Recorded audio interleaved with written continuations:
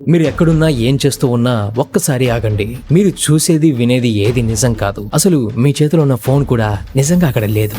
ఈ యాపిల్ ని చూడండి. ఇది మీకు రెడ్ గా కనిపిస్తుంది కదా, కానీ ఇది రెడ్ కాదు. మీ కంట్లో ఉన్న లెన్స్ మీద పడిన లైట్ యాంగిల్ మాత్రమే. విజిబుల్ స్పెక్ట్రమ్ లోని వైట్ కలర్ 625 నుండి 740 నానోమీటర్ల వేవ్ లెంత్ ఫ్రీక్వెన్సీలో వచ్చినప్పుడు మాత్రమే ఇది మీకు రెడ్ గా కనిపిస్తుంది. అదే వైట్ కలర్ 450 నుండి 495 ఫ్రీక్వెన్సీలో వెళ్తే అది ఇలాగే కనిపిస్తుంది. అంతేకాదు, మీ చేతిలో ఉన్న ఫోన్ పార్టికల్స్ తో తయారై ఉంటుంది. ఫండమెంటల్ పార్టికల్స్ లో ఆటమ్స్ ఉంటాయి. ఆటమ్ లో ప్రోటాన్, న్యూట్రాన్, ఎలక్ట్రాన్స్ ఉంటాయి. కానీ ఇవి చాలా తక్కువ స్పేస్ ని ఆక్యుపై చేసి ఉంటాయి. నిజానికి ఆటమ్ లోని 99.9999% ఎంటీ గానే ఉంటుంది. ఆల్మోస్ట్ ఎంటీ స్పేస్ తో ఉన్న ఈ పార్టికల్స్ తో తయారైన మీ చేతిలోని ఫోన్ ఒక సాలిడ్ అని ఫీలింగ్ కలుగుతూ ఉంది. ఇదే మాయా ఆర్ మ్యాట్రిక్స్.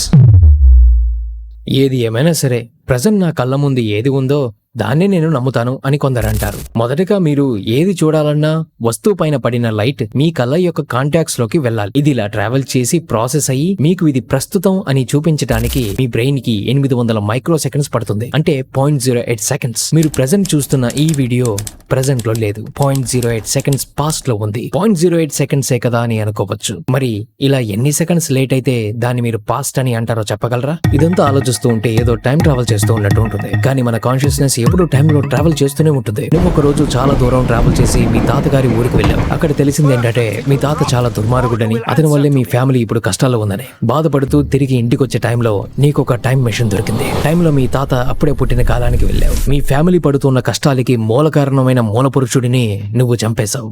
వావ్, ఇప్పుడు నీకింకా కష్టాలే లేవు. నిజానికి మీ తాత లేకపోతే వాళ్ళ పిల్లలు లేరు. వాళ్ళు లేకపోతే నువ్వు ఈ రోజు ఇక్కడ లేవు కదా. గతంలో నువ్వు మార్చింది ప్రస్తుతంలో రిజల్ట్ చూడడానికే కదా, కానీ ఈ రిజల్ట్ లో నువ్వే లేవు. మరి మీ తాతని చంపింది ఎవరు? దీన్నే గ్రాండ్ ఫాదర్ పారాడాక్స్ అంటారు. అసలు టైంలో ట్రావెల్ చేయడం అంతా కల్పిత కథలు అంటూ ఉంటారు. ఇలా అనుకుంటున్న వారి తలలో బూజు వదిలించిన వ్యక్తి కూడా ఒకడు ఉన్నాడు. నిజంగా అతను టైం ట్రావెల్ మెషిన్ ని తయారు చేసి చూపించాడు, ప్రపంచాన్ని వణికించాడు. ఫుల్ స్టోరీ ఈ వీడియోలో ఉంది, తప్పకుండా చూడండి. మీరు మీ చుట్టూ గమనిస్తూ ఉంటే ఇలా చాలా పారాడాక్సెస్ ఉంటాయి. ఒక్కసారి గమనించిన తర్వాత మీరు చాలా ఆశ్చర్యపోతూ ఉంటారు. మీరు ఎప్పుడైనా బీచ్ కి వెళ్ళారా? వెళ్ళకపోయి ఉంటే ఒకసారి ప్లాన్ చేయండి. మీరు అక్కడ ఇసుకతో కోటలు కడతారు. సముద్రపు అలలు వాటిని పడగొట్టేస్తూ ఉంటాయి. మీరెప్పుడైనా ఆలోచించారా ఒక పిడికెడు ఇసుక అవ్వటానికి ఎన్ని ఇసుక రేణువులు అవుతాయని? ఆల్రైట్, ఒక 10 లక్షల ఇసుక రేణువులు అనుకుందాం. ఇప్పుడు అందులో నుండి ఒక రేణువుని తీసేస్తే అప్పుడు కూడా ఇది పిడికెడు ఇసుకేనా? సరే, ఇంకొకటి తీసేద్దాం, ఇంకొకటి కూడా తీసేద్దాం. ఇప్పటికీ ఇవి పిడికెడు ఇసుకే అంటారా? ఒకవేళ మీ ఆన్సర్ ఎస్ అయితే ఇలాగే ఇందులో ఉన్న 9,99,998 ఇసుక రేణువుల్ని తీసేసినా కూడా ఇది పిడికెడు ఇసుకే అని అనాలి. పోనీ ఒకసారి రివర్స్ లో చూద్దాం. నా చేతిలో ఒక ఇసుక రేణువు ఉంది. ఇప్పుడు దానికి ఒక 10 యాడ్ చేశాను. తర్వాత 100, తర్వాత 1000, 10,000. ఇలా ఏ పాయింట్ దగ్గర ఇది నువ్వు పిడికెడు ఇసుక అని అంటావు? మనం ఇలా కనిపించే చాలా వాటికి లేబుల్స్ వేసేస్తాం, కానీ థియరీలోకి వెళ్ళి చూస్తే అంత కన్ఫ్యూజన్ గా ఉంటుంది. నాకు ఒక పిడికెడు ఎంత అనిపిస్తే అంత అని నిన్ను నువ్వు సమర్థించుకోవచ్చు. ఏమో నాకు అలా అనిపించింది అంతే అని నువ్వు అనుకోవచ్చు. ఇలాగే సరిగ్గా 3 నిమిషాల ముందు ఈ వీడియో నీకు చూడాలనిపించింది, అవునా? నీకు నిజంగా అంత అబద్ధం అని ఈ వీడియోని చూడాలనిపించి చూసావా? లేదా నీ కళ్ళ ముందు కనిపించింది కాబట్టి చూడాలనిపించిందా? నేను ఈ వీడియోని అప్లోడ్ చేయకపోతే నీకు ఈ వీడియో చూడాలని అనిపించదు. సో ఇక్కడ నీ కోరికకి మూలం నేను.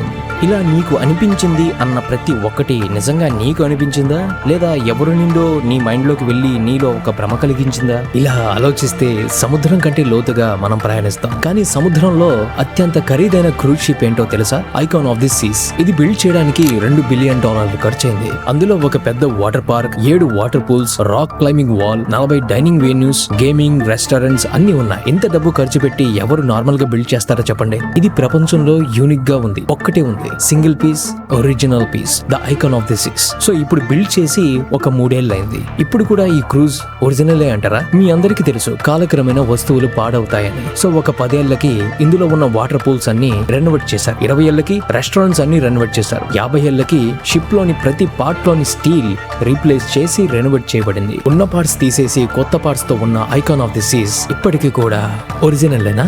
సరే, ఇందులో నుండి తీసేసిన ప్రతి పార్ట్ ని రీసైక్లింగ్ చేసి రెనోవేట్ చేసి ఇంకో క్రూజ్ షిప్ ని తయారు చేశారు. ఇప్పుడు ఈ 2 క్రూజ్లలో ఏది original icon of the seas? Original parts అన్ని తీసేసి రెనోవేట్ చేసినదా లేదా ఒరిజినల్ పార్ట్స్ తో కొత్తగా చేసినదా? ఏది ఒరిజినల్?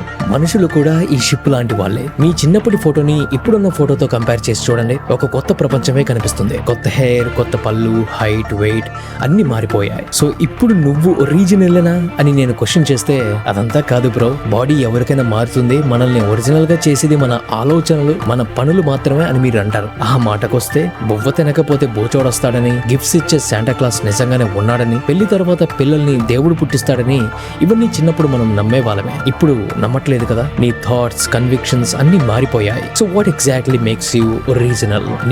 నిన్నుగా చేస్తున్నది ఇక్కడ ఏంటి? ఇది అంత సింపుల్ కాదు. మీరు ఎప్పుడైనా యాంటీ స్టాన్ఫోర్డియన్ అన్న పదం విన్నారా? గూగుల్ చేయండి. షేక్స్పియర్ రాసిన రోమియో అండ్ జూలియట్ పుస్తకం అసలు అతను రాయలేదని, అసలు విలియం షేక్స్పియర్ అనే వ్యక్తి లేడని కొందరు చెప్తూ ఉంటారు. ఆల్రెడీ హిస్టరీలో ఉన్న ఒక వ్యక్తి, అతని పేరు మీద ఉన్న ఒక పుస్తకం అతను రాయకపోతే ఇంకెవరు రాసినట్టు? దీనికి ఆన్సర్ బూట్ స్ట్రాప్ పారాడాక్స్ లో దొరకచ్చు. అది 2100. విలియం అనే ఒక పిల్లవాడికి షేక్స్పియర్ రాసిన పుస్తకాలంటే చాలా ఇష్టం. ఒకరోజు తాను ఒక టైం మెషిన్ ని తయారు చేశాడు. వెనక్కి వెళ్లి షేక్స్పియర్ ని కలవాలి అని అనుకుంటాడు. 1610వ సంవత్సరానికి వెళ్ళాడు. హిస్టరీ ప్రకారం ఆ టైంలోనే షేక్స్పియర్ అనే పేరు మారుమోగుతూ ఉండేది. లండన్ లో ఎక్కడైతే ఉండేవాడో అక్కడంతా వెతికాడు, ఎక్కడా కనిపించలేదు. చాలా మందిని ఎంక్వైరీ చేశాడు, కానీ ఎవరికి అతనెవరో తెలియదు అని చెప్పారు. అసలు షేక్స్పియర్ అనే పేరే వినలేదు అని చెప్పారు. పిల్లవాడికి చాలా ఆశ్చర్యం వేసింది. ఇప్పుడు షేక్స్పియరే లేకపోతే ఈ బుక్ రిలీజ్ వాళ్ళు ఎవరు అని ఆలోచిస్తూ ఉన్నాడు. ఎక్కడో ఏదో తప్పు జరుగుతూ ఉంది అని అనుకుంటూ ఉండగా తన బ్యాగ్ లో చూస్తే తన ఇంటి నుండి తెచ్చుకున్న ఒక రోమియో జూలియట్ పుస్తకం యొక్క కాపీ ఉంది. వెంటనే దాన్ని తిరిగి రాసి విలియం షేక్స్పియర్ పేరు మీదుగా అతనికి గుర్తుగా బుక్ ని పబ్లిష్ చేశాడు. అప్పుడు నిజంగానే 1610వ సంవత్సరంలో ఆ పుస్తకం చాలా పాపులర్ అయింది. షేక్స్పియర్ అనే పేరు మారుమోగింది. మనకు తెలిసిన కథలో ఈ పుస్తకం రాసింది ఆ విలియం అనే పిల్లవాడు, కానీ ఆ పిల్లవాడి ప్రకారం ఇది రాసింది విలియం షేక్స్పియర్. దీన్నే బూట్ స్ట్రాప్ పారాడాక్స్ అని అంటారు. ఏదైనా ఒక వస్తువుని లేదా ఇన్ఫర్మేషన్ ని పాస్ట్ కి తీసుకువెళ్తే ఇక్కడే అది ట్రాప్ అయ్యి infinite cause and effect loop లో ఇరకపోతుంది. అంటే దానికి మొదలైన పాయింట్ ఉండదు, కానీ కంటిన్యూస్ గా ఇదే సందర్భం రిపీట్ అవుతూనే ఉంటుంది. సో ఇక్కడ విలియం అనే పిల్లవాడు క్యాజువల్ లూప్ లో ఉన్నాడు. ఇలాగా మళ్ళీ భవిష్యత్తులో టైం మిషన్ కనుక్కుంటాడు, పుస్తకం తీసుకుని వెనక్కి వస్తాడు, బుక్ పబ్లిష్ చేస్తాడు. కథలో ఎక్కడ షేక్స్పియర్ కనిపించడు, కానీ ఫైనల్ రిజల్ట్ లో అతని పేరు వస్తూనే ఉంటుంది. ఫాస్ట్ గా తిరుగుతున్న ఫ్యాన్ రెక్కలు ఎలాగైతే అక్కడ ఆగి ఉన్నట్టు కనిపిస్తుందో అలాగే జరిగిందే మళ్ళీ మళ్ళీ జరిగి ఈ లూప్ లో అక్కడ లేనిది ఒకటి ఉన్నట్టుగా కనిపిస్తూనే ఉంటుంది ఎప్పటికీ కూడా. ఈ థియరీ మనలో ఇంకొక క్వశ్చన్ ని కలిగిస్తుంది. మనం కూడా ఇటువంటి క్యాజువల్ లూప్ లో లేవని గ్యారంటీ ఏంటి? ఆల్రెడీ జరిగిన దాన్ని రిపీటెడ్ గా అనుభవిస్తున్నామేమో. మీరు కాకభూషణుడు అని ఎప్పుడైనా విన్నారా? అతను మన పురాణాల్లో ఉన్న డిఫరెంట్ టైమ్ లైన్స్ లో ప్రయాణం చేసిన ఋషి. తాను రామాయణాన్ని 11 సార్లు చూశానని, మహాభారతాన్ని 16 సార్లు చూశానని చెప్పారు. ఒకవేళ మనం కూడా ఇటువంటి లూప్ లోనే ఉంటే మనం దాన్ని గుర్తించలేం. మీరు ఎప్పుడైనా ఆలోచించారా? మనకు గతం మాత్రమే మెమరీలో ఉంటుంది, ఫ్యూచర్ ఎక్కడైనా మెమరీలో ఉంటుందా? అది ఇంకా జరగలేదు కాబట్టి మన మెమరీలో ఉండదు. అయితే ఇలా ఎందుకు జరుగుతుంది? మీరు బైక్ లో వెళ్తూ ఉన్నారు, ఒక కొత్త ప్లేస్ కి వెళ్ళారు. అరే ఎగ్జాక్ట్ గా ఇదే విధంగా ఇంతకు ముందు ఇదే డ్రెస్ వేసుకొని ఇదే ఊరికి వచ్చినట్టు అనిపిస్తుందే. ఇలాంటి ఫీలింగ్ మీకు వచ్చే ఉంటుంది. అప్పుడే చూసిన ప్లేస్ ని, అప్పుడే జరిగిన సందర్భాన్ని ఆల్రెడీ ఇదే విధంగా ఒకసారి ఇంతకు ముందు జరిగిందే అని అనిపిస్తూ ఉంటుంది. తెలియని ఫేస్ ని కూడా ఎక్కడో చూసినట్టుగా అనిపిస్తూ ఉంటుంది. దీన్ని డేజావు అంటారు. అప్పటి వరకు నువ్వు చెయ్యని పని ఆల్రెడీ చేసినట్టుగా ఎందుకు అనిపిస్తూ ఉంటుంది? ఇది బహుశా ప్యారలల్ యూనివర్స్ లో నువ్వు ఆల్రెడీ చేసిన పనే అది టైం లూప్ లో ఇరుక్కుపోయి అది తిరిగి రిపీట్ అయినప్పుడు నీకు ఇలా అనిపిస్తుందేమో. భవిష్యత్తు ఆల్రెడీ జరిగిపోయి ఉందేమో. ఆ ఇన్ఫర్మేషన్ ని రిటైన్ చేసే కెపాసిటీ మన బ్రెయిన్ కి లేదేమో. ఏమో. అడవిలో చెట్లు మాట్లాడుతున్నాయేమో, అడవిలోని జంతువులు ఆకారాలు మార్చుకుంటున్నాయేమో. నీకు కనిపించకుండా వినిపించకుండా ఉన్నంత వరకు అక్కడ ఏమీ లేదు అన్నదే రియాలిటీలో ఉంది. నువ్వు పుట్టకపోయి ఉంటే నీ పర్స్పెక్టివ్ లో అసలు సృష్టి లేదు. నువ్వు అబ్జర్వ్ చేసావు కాబట్టే ఇదంతా ఉంది.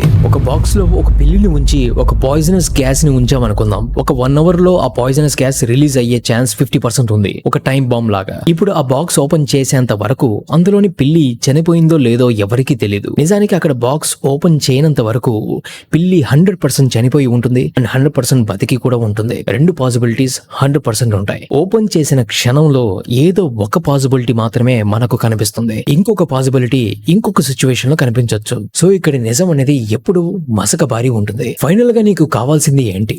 ఆన్సర్స్? ప్రశ్నిస్తే ఆన్సర్స్ వస్తాయని అనుకుంటున్నావా? క్వశ్చన్ చేస్తే నువ్వేం తెలుసుకోలేవు, ఎందుకంటే నువ్వు జస్ట్ తెలిసిన ఆన్సర్స్ నే తెలుసుకుంటావు. సాక్రటీస్ అనే తత్వవేత్త చెప్పిన మాట నాకు భలే ఇంట్రెస్టింగ్ అనిపిస్తుంది. ఒక మనిషి తనకు తెలిసిన దాన్నైనా తెలియని దాన్నైనా వెతకలేడు అని. విచిత్రంగా ఉంది కదా? ఎక్స్ప్లెయిన్ చేస్తాను. నీకు ఆల్రెడీ తెలిసిన దాని గురించి నువ్వు వెతకవు, ఎందుకంటే నీకు తెలుసు కాబట్టి. దాని గురించి నువ్వు సెర్చ్ చేయాల్సిన అవసరం లేదు కాబట్టి. అలాగే నీకు ఇది వరకు తెలియని దాన్ని కూడా వెతకలేవు, ఎందుకంటే నీకు తెలియని దాని గురించి ఏమని వెతుకుతావు? వెతకలేవు కదా. ఈ వీడియోలో ఉన్నవన్నీ అబద్ధాలే. నేను ఈ వీడియో ఒక అబద్ధం అని స్టేట్మెంట్ కూడా ఇచ్చాను. ఇప్పుడు నేను చెప్పింది నిజమైతే నా స్టేట్మెంట్ కూడా నిజమే. అంటే ఇదంతా అబద్ధం అని చెప్పిన స్టేట్మెంట్ కూడా నిజమే. అప్పుడు అబద్ధం అని చెప్పిన ఈ వీడియో మొత్తం నిజమైపోతుంది. ఎందుకు నేను చెప్పినవన్నీ నిజాలా అబద్ధాలా?